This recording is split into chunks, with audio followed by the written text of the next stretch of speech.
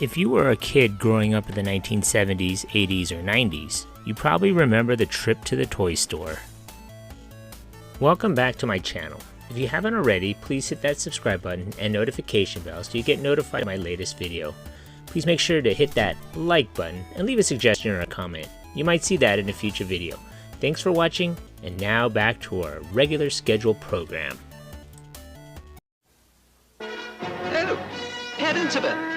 Thank you, Chewbacca. Parents, we've shared some spectacular adventures all over the galaxy, including our narrow escape from the battlefields of the ice planet Hoth. Oh my! Now from Star Wars and The Empire Strikes Back comes Kenner's Star Wars The Empire Strikes Back collection. A toy universe of heroes, villains, fantastic space vehicles, and faraway galaxies. I was just getting to that. Here's the Rebel transport that holds up to 42 action figures. Astounding.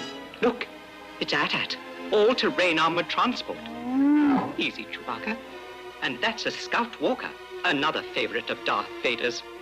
That's Slave One with frozen Han Solo. And this is Hoth Wampa, the snow beast with Tauntaun from the ice planet. Remember, parents, there's only one Star Wars The Empire Strikes Back collection from Kenner. They might be stored in a box in a basement, or might be displayed in a place of honor like some prized trophy, or maybe they're lost forever, but memories still linger. Before the internet, social media, or smartphones, children in the 1970s and 80s would actually sit in front of the TV, watching their favorite after-school cartoons, or looking forward to spending your weekend watching those awesome Saturday morning cartoons.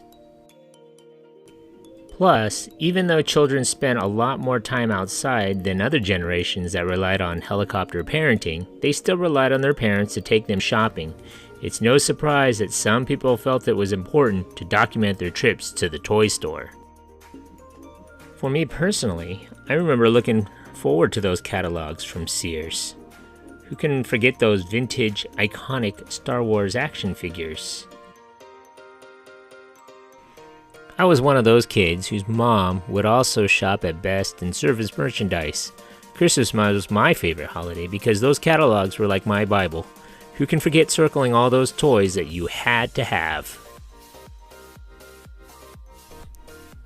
Way back when, there was a thing called a newspaper. That is where we got our news, especially toy news. Not on Facebook, not from a Yelp review. Way back when, we actually got feedback from our friends. We all remember the hype, like Cabbage Patch Kids in 1983.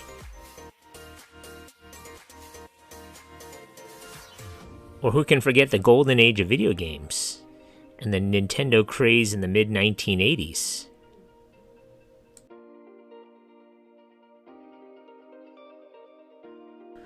So whatever your favorite toy was during the 1970s, 80s, or the 90s, we probably jumped in our station wagon and probably made that journey to our favorite toy store. If you lived in Southern California, you may have gone to Carl's Toys, which had 15 locations in Los Angeles and San Fernando Valley. They were located in the mall alongside KB Toys.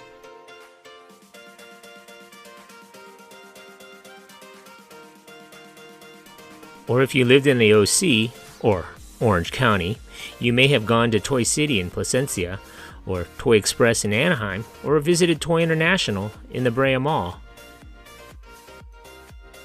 Still, the joy of shopping through a store until you find the toy you want is timeless. Yes, today's children can shop through items online and expect to get it at their front door. There's still something thrilling about walking through a physical aisle and getting lost in the store. Ever heard of a new car smell? Opening a new box with a new toy was the kids' equivalent of this. The internet has its advantages when it comes to buying toys, but it's not the same as walking around and sifting through stores for the perfect toy. Though not every parent was able to buy toys for their children at all the stores, many children can recall the joy of just walking through the store's shelves and being surrounded by fun things.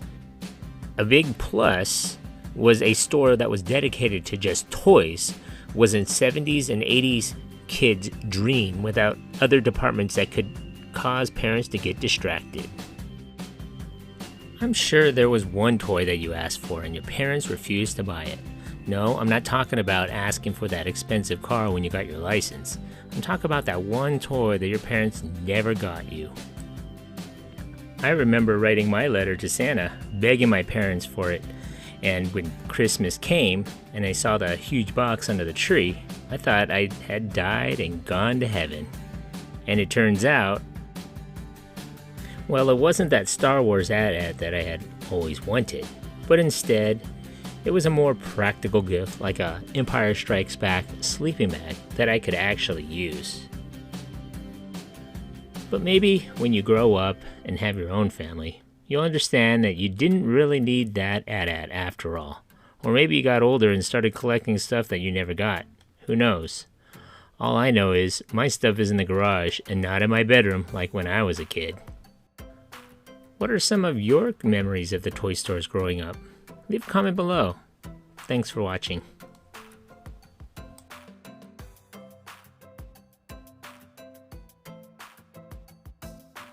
Hey, if you just watched my video, thanks for watching. Hit that like button and please subscribe to Eric C. Productions.